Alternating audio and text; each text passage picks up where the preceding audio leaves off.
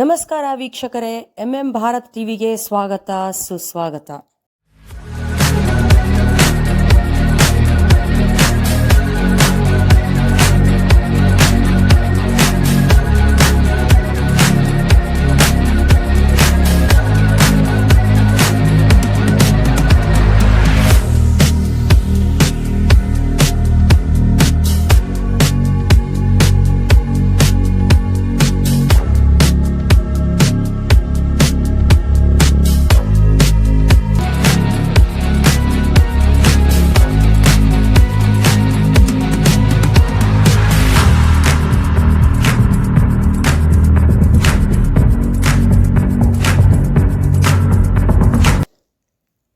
ಭಾರತ್ ಟಿವಿಯ ವಿಶೇಷ ಕಾರ್ಯಕ್ರಮಕ್ಕೆ ಸ್ವಾಗತ.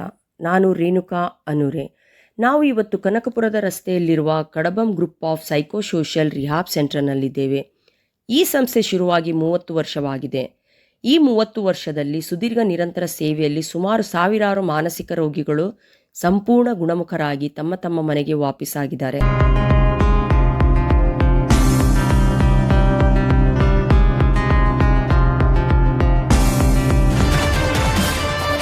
ಮೊದಲನೇದಾಗಿ ನಮ್ಮ ಒಂದು ಕನ್ಸೆಪ್ಟ್ ಏನು ಅಂದ್ರೆ ಹೋಮ್ ಅವೇ ಫ್ರಮ್ ಹೋಮ್, ಮನೆಯಿಂದ ಹೊರಗೆ ಮನೆ ಅನ್ನೋ ಒಂದು ಕಾನ್ಸೆಪ್ಟ್ ಅಲ್ಲಿ ನಾವು ಈ ರಿಹಾಬ್ ಸೆಂಟರ್ ಅನ್ನ ರನ್ ಮಾಡ್ತಾ ಇದೀವಿ.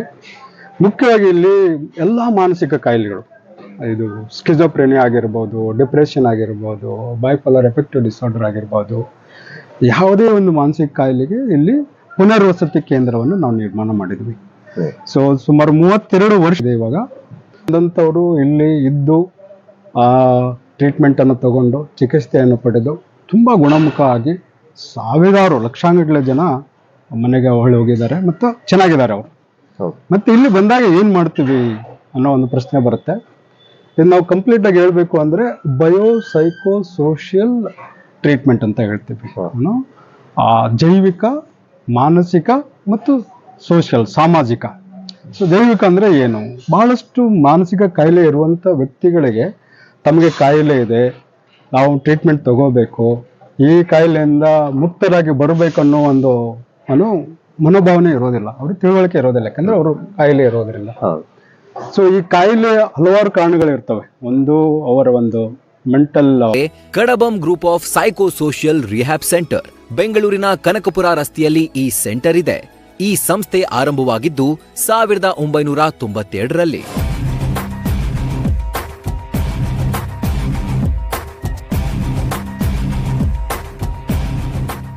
ರಮೇಶ್ ಕಡಬಂ ಹಾಗೂ ಪತ್ನಿ ಸುಧಾ ಕಡಬಂ ಅವರ ಸಹಾಯದೊಂದಿಗೆ ಆರಂಭವಾದ ಈ ಸೆಂಟರ್ ಹಿಂದೆ ಒಂದು ಮನಕಲುಕುವ ಕಥೆ ಇದೆ. ಅದೇನೆಂದ್ರೆ, ರಮೇಶ್ ಕಡಬಂ ಅವರ ತಂಗಿ ಅಮಿತಾ ಕಡಬಂ ಇಂಟೆಲೆಕ್ಚುವಲ್ ಇಂಪೇರ್ಮೆಂಟ್ ಅನ್ನೋ ಮಾನಸಿಕ ಕಾಯಿಲೆಯಿಂದ ಬಳಲುತ್ತಿದ್ರು. ಈ ಕಾಯಿಲೆಯನ್ನ ಗುಣಪಡಿಸೋಕೆ ಸೂಕ್ತ ಚಿಕಿತ್ಸೆ ಹಾಗೂ ಆರೈಕೆಗಾಗಿ ಅವರು ಹುಡುಕದ ಜಾಗವಿಲ್ಲ. ದುರಾದೃಷ್ಟವಶಾತ್ ಅಮಿತಾ ಕಡಬಂ ಅವರಿಗೆ 24 ವರ್ಷ ವಯಸ್ಸಿರುವಾಗಲೇ ಸೂಕ್ತ ಚಿಕಿತ್ಸೆ ಸಿಗದೆ ನಿಧನರಾಗ್ತಾರೆ.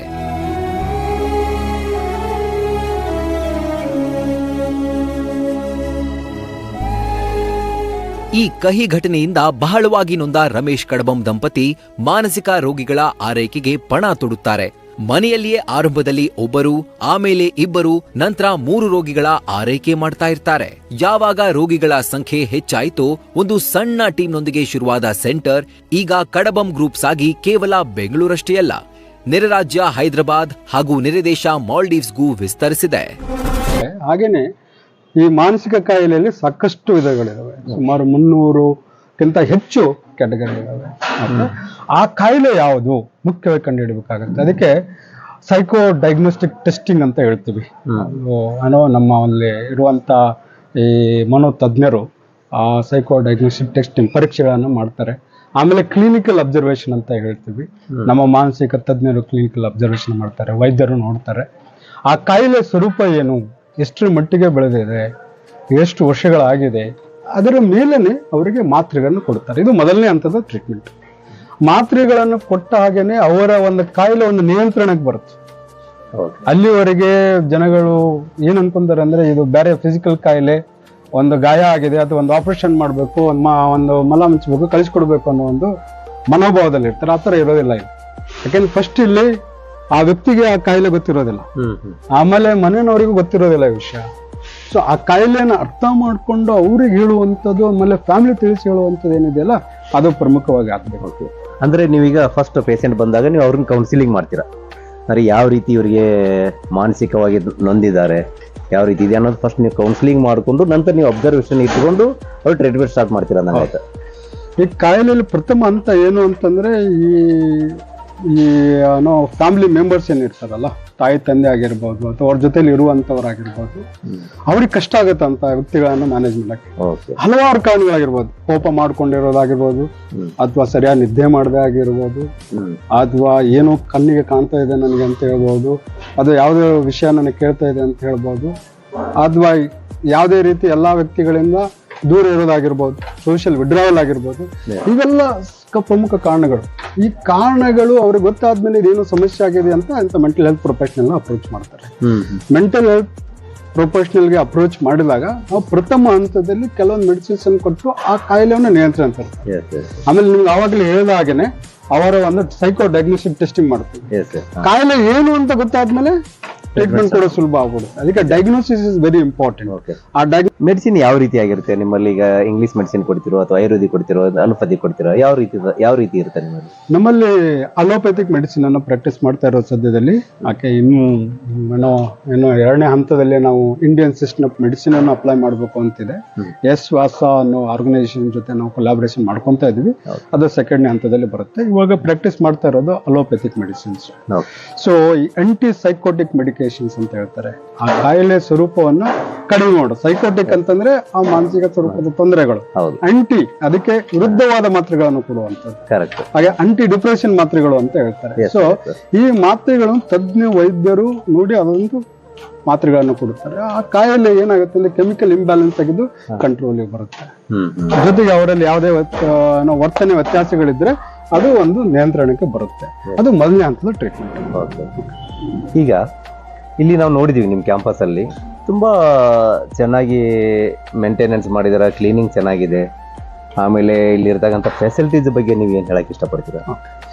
ಸೊ ಯಾವುದೇ ಒಂದು ವ್ಯಕ್ತಿ ರೋಗ ಪೀಡಿತ ವ್ಯಕ್ತಿ ನಮ್ಮಲ್ಲಿ ಬಂದಾಗ ನಾವು ಪ್ರಥಮವಾಗಿ ಅವ್ರಿಗೆ ಏನು ಹೇಳ್ತೀವಿ ಅಂದ್ರೆ ನಿವಾಸಿಗಳು, ನಮ್ಮ ಕೇಂದ್ರದ ನಿವಾಸಿಗಳು.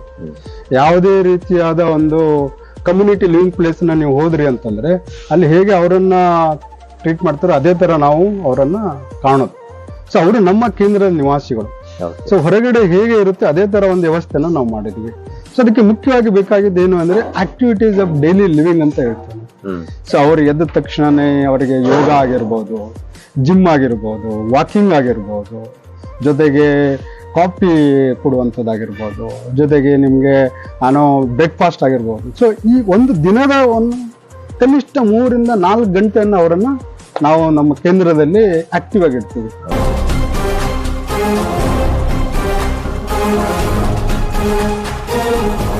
Multiple living area, therapeutic facility, recreational facility, dedicated medical facility, ambulance services, dormitories, triple sharing room, double sharing room, luxury cottages, ಹೀಗೆ ಅಗತ್ಯವಿರುವ ಎಲ್ಲಾ ಸೌಲಭ್ಯಗಳನ್ನ ಇಲ್ಲಿ ಕಲ್ಪಿಸಿಕೊಡಲಾಗಿದೆ. ರಾಜ್ಯ, ಹೊರ ರಾಜ್ಯ, ಹೊರದೇಶದ ಪೇಷಂಟ್ಗಳ ಅಗತ್ಯಕ್ಕೆ ಅನುಗುಣವಾಗಿ ಅವರ ಬಜೆಟ್ಗೆ ತಕ್ಕಂತೆ ಸೌಕರ್ಯಗಳನ್ನ ಇಲ್ಲಿ ನೀಡಲಾಗುತ್ತೆ.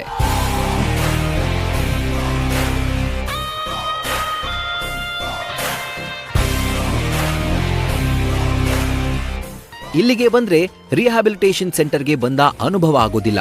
ಬದಲಾಗಿ ಸಂಪೂರ್ಣ ಮನೆಯ ವಾತಾವರಣವನ್ನ ಕಲ್ಪಿಸಿಕೊಡಲಾಗಿದೆ. ವಿಶೇಷ ಅಂದ್ರೆ ಆಯಾ ರಾಜ್ಯಗಳ ವೈವಿಧ್ಯತೆಗೆ ತಕ್ಕಂತೆ ಹಬ್ಬಗಳ ಆಚರಣೆ ಹಾಗೂ ಆಕ್ಟಿವಿಟೀಸ್ಗಳನ್ನು ಕೂಡ ಇಲ್ಲಿ ನಡೆಸಲಾಗುತ್ತೆ.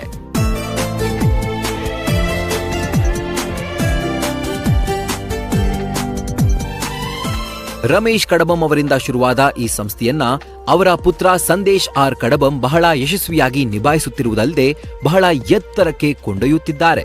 ಸಂದೇಶ್ ಕಡಬಂ ಅವರ ಈ ಕೆಲಸಕ್ಕೆ ಸಂಸ್ಥೆಯ ವೈಸ್ ಚೇರ್ಪರ್ಸನ್ ಎಂಕೆ ಸರಸ್ವತಿ, ಸಂಸ್ಥೆಯ ಡೈರೆಕ್ಟರ್ ಡಾಕ್ಟರ್ ಸುನಿಲ್ ಎಂಆರ್ ಕೈಜೋಡಿಸಿದ್ದಾರೆ.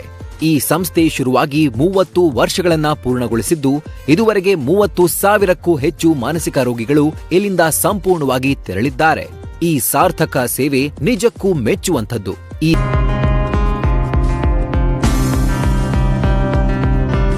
ನೀವು ಪ್ರಾಕ್ಟೀಸ್ ಮಾಡ್ತಾ ಇದ್ದೀರಾ? ನಾನು 22 ವರ್ಷದಿಂದ ಈ ಕೇಂದ್ರದಲ್ಲಿ ಅಸೋಸಿಯೇಟ್ ಆಗಿದ್ದೀನಿ. ಅದಕ್ಕೆ ಮುಂಚೆ ಎಲ್ಲಿ ಮಾಡ್ತಿದ್ದಾರೆ? ನಾವು ಅದಕ್ಕಿಂತ ಮುಂಚೆ ಬೆಲ್ಗಾಮಲ್ಲಿದ್ದೆ, ಹಾ ಡಿ ಅಡಿಕ್ಷನ್ ಸೆಂಟರ್ ಅಲ್ಲಿ ಒಂದು ಕೌನ್ಸಿಲರ್ ಆಗಿ ಕೆಲಸ ಮಾಡಿದ್ದೀನಿ. ಹಾ ಹಾ ಅದಕ್ಕಿಂತ ಮುಂಚೆ ಲೆಕ್ಚರರ್ ಆಗಿದ್ದೆ ಒಂದು ಕಾಲೇಜಲ್ಲಿ. Okay sir. ಓಕೆ, ಸೊ ಅದಾದ್ಮೇಲೆ ಇಲ್ಲೇ ಬಂದು 22 ವರ್ಷ ಕೌನ್ಸಿಲರ್ ಆಗಿದ್ದೆ, ಸೈಕಾಲಜಿಸ್ಟ್ ಆಗಿದ್ದೆ, ಆಮೇಲೆ ಕೇಂದ್ರದ ಒಂದು ಅಡ್ಮಿನಿಸ್ಟ್ರೇಟರ್ ಆಗಿದ್ದೆ, ಇವಾಗ one of the director. Super sir. But ಆದ್ರೂ ನಿಮ್ಗೆ ಎಲ್ಲ ಒಂದ್ ಕಡೆ ನೆಮ್ಮದಿ ಅನಿಸ್ತಾ ಇದೆಯಾ? ಯಾಕಂದ್ರೆ ಇಂಥ ಒಂದು ಸೆಂಟರ್ ಅಲ್ಲಿ ಇವಾಗ ನೋಡಿ, ನಾವು ಎಕ್ಸಾಂಪಲ್ ಈಗ ನೀವು ಮಾನಸಿಕ ತಜ್ಞರಂತಾನೆ ಹೇಳ್ಬೋದು, ಅಥವಾ ಮಾನಸಿಕ ಒಂದು ಏನೋ ಗುಣಪಡಿಸುವಂತ ವ್ಯಕ್ತಿಗಳು. ಹಾಗಾಗಿ ಇಲ್ಲಿ ನಮ್ಮ ಬೆಂಗಳೂರಲ್ಲಿ ಇವಾಗ ನಿಮಾನ್ಸ್ ಅಂತಿದೆ, ಧಾರವಾಡದಲ್ಲಿ ಇದೆ. ಅದಕ್ಕೂ ಈ ನಿಮ್ಮ ಒಂದು